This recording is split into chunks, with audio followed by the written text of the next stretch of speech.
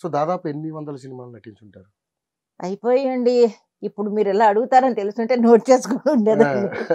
అయిపోయింది. 1000 పైనే ఉంటాయి. తెలుగు, తమిళ్, కన్నడ ఉమ్, అన్నీ. అన్ని కలిపి మలయాళం ఒకటే హిందీలో చేయలేదు. అండ్ హిందీ కూడా చేశాను. చేసినట్టున్నారు.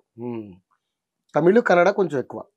అవును అంటే మన దగ్గరలో ఇప్పుడు అక్కడే ఉన్నారు అవును కాబట్టి మీరు అవును తెలుగు ఇంకా ఫుల్గా. ఇంకా.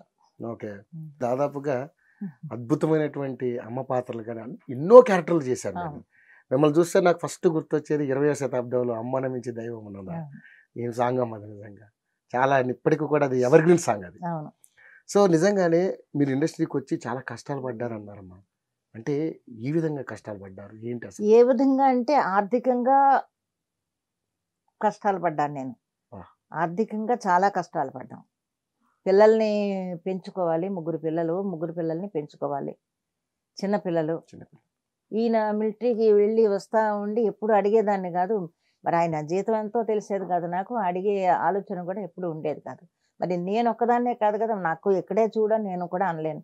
మరి వాళ్ళ అమ్మగారిని వాళ్ళందరినీ, మా అత్తగారు మామగారు అందరూ కూడా మరి ఈయన మీద ఆధారపడినప్పుడు మరి వాళ్ళందరినీ కూడా చూడాలి. చూసుకోవాలి కదా. ఉమ్. అందుకని ఎప్పుడు కూడా నువ్వు జీతం ఏం చేస్తున్నావు అని అడిగేదాన్ని కాదు. కొన్ని తీసుకొచ్చి విచ్చలవిడిగా ఖర్చు పెట్టేవాడు కూడా కదా మా ఆయన. ఉమ్. అలాగా మరి సంసారం గడవాలి, పిల్లల్ని చదివించుకోవాలి, ఇక్కడ మేము ఇంటది ఇచ్చుకోవాలి, బతకాలి అంటే దానికోసం చాలా కష్టాలు పడ్డాం. చెప్తే నమ్మరు. ఒక్కొక్కసారి తినడానికి తిండి కూడా లేని పరిస్థితుల్లో రేషన్ బియ్యం పాలిష్ పెట్టేదా, నూకలు వస్తే నూకలు జావ కాచి మా పిల్లలకి పెట్టేదాన్ని నేను. అలాంటి కష్టాలన్నీ పడ్డాం మేము. ఉన్నది ఇంట్లో మా నాన్నగారు వాళ్ళ దగ్గర ఉన్నాయి డబ్బులు. ఉమ్. ఎవరిని మనం అడగకూడదు. మన కాళ్ళ మీద మనం నిలబడాలి. వాళ్ళ ముందు మనం లేనట్టు నిలబడకూడదు అన్న ఇదే మా ఇద్దరికేని. అందుకని మీ ఇద్దరం ఎన్ని కష్టాలు పడాలి. 10 పైసలు బస్ ఛార్జ్ ఉండేది కదా మా దగ్గర. 10 ఏవిఎం పైసలు నుంచి అమింజ్కరి వరకు అప్పుడు 10 పైసలే బస్ టికెట్. టికెట్. అప్పుడు బస్సు 10 పైసలు ఉండేది కాదు మా ఇద్దరు. ఏవిఎం నుంచి అమింజ్కరి వరకు ఇద్దరు కబుర్లు చెప్పుకుంటూ అలాగా, చిన్న వయసు కాబట్టి అలా నడుచుకుంటూ నడుచుకుంటా.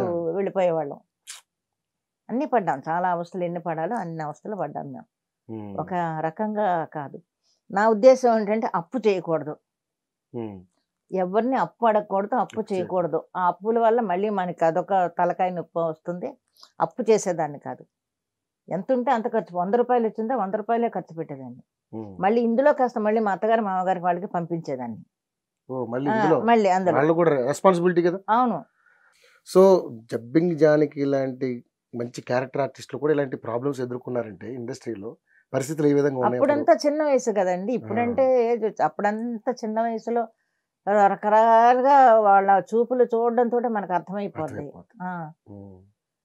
అందుకని తప్పించుకోవడం నొప్పింపుగా తానవ్వక అన్నట్టుగానే ఉండాలి ఇండస్ట్రీలో. ఎందుకంటే మనం వాళ్ళని పూర్తిగా రియాక్ట్ అయినా మనకే ప్రాబ్లం అవుతుంది. ఎందుకంటే ఇండస్ట్రీలో ఎలా ఉంటుందంటే సిచ్యువేషన్ అందరూ అనుభవించిన వాళ్ళకి తెలుస్తుంది అది. సో మిమ్మల్ని బాగా అంటే మీరు బాగా బాధపడ్డప్పుడు మీకు సపోర్ట్గా ఉండి నిలిచిన వాళ్ళ ఇండస్ట్రీలో ఎవరైనా ఉన్నారమ్మా మీకు? లేరండి. అది మాత్రం నాకు సపోర్ట్గా ఎవ్వరూ లేరు. నాకు చెయ్యందించి నువ్వు రా పైకి అనేవాళ్ళు ఎవరు లేరు. నా కాళ్ళ మీద నా కష్టం మీద నేనే నిలబడ్డాను. ఇదంతా నా స్వయం కృషి అనే చెప్పాలి. ఓకే. అందరూ పొద్దుట లేచి ఆ డైరెక్టర్స్ ఇళ్ళకే వెళ్ళేదాన్ని. ఆఫీసులో కూడా కలిసేదాన్ని కాదు. ఇళ్ళ దగ్గర అయితే పొద్దున్నే ఉంటారని ఆ డైరెక్టర్స్ ఇళ్ళకి వెళ్ళి కలుసుకొని క్యారెక్టర్స్ అడిగి అలాగా తిరిగి ఇంటికి వచ్చి మళ్ళీ వంట చేసుకొని పిల్లల్ని చూసుకొని చదువులు వాళ్ళ స్కూల్స్కి పంపించి ఇవన్నీ చేసుకునేదాన్ని. సో నా కాళ్ళ మీద నేనే నిలబడ్డాను తప్ప ఎవరు నాకు తిరిగేదాన్ని. తిరగకుండా రామ్మా నీకు వేషం ఇస్తానని అనేవాళ్ళు ఎవరిలో తిరిగేదాన్ని. సో ఇంతమంది హీరోలతో మీరు నటించారమ్మా. ఏ హీరో కూడా మీరు కష్టాలు ఉన్నప్పుడు ఆదుకోలేదా? లేదండి. ఎవరిని అడగలేదు, నేను చెప్పుకోలేదు ఎవరికి. ఎవ్వరికీ చెప్పుకోలేదు నా ప్రాబ్లమ్స్. కానీ అంటే నేను ఎక్కువ ఎవరితోటి క్లోజ్గా ఉండను నేను. ఓకే. మన పని ఏంటో చూసుకొని వచ్చేయడమే. అంతే. ఎక్కువ క్లోజ్గా ఉండను, ఎక్కువ మాట్లాడను. నా పనే ఉందా అక్కడ వర్క్ చేసామా అంతవరకే. ఓకే. డైరెక్టర్ ఏం చెప్తాడో అది చేసేసామా ఓకే, వచ్చి కూర్చుంటాను.